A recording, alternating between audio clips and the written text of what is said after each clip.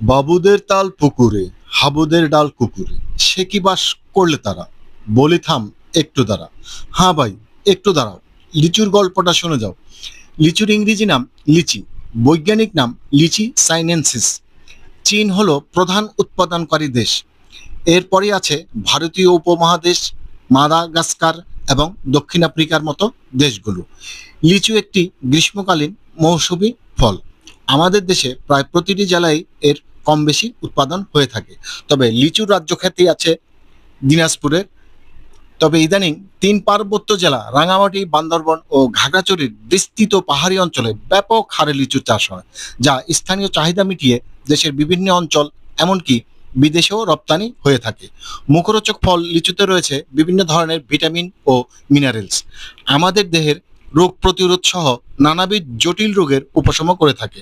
বিশেষ করে দেহের পানিশূন্যতা দূর করা, শরীরের ভাইরাস ছড়াতে বাধা দেওয়া, লোহিত রক্তকণিকা উৎপাদনে সহায়তা করা, ওজন নিয়ন্ত্রণ করা, এমনকি বিভিন্ন ধরনের ক্যান্সারেরও প্রতিরোধে সহায়তা করে থাকে।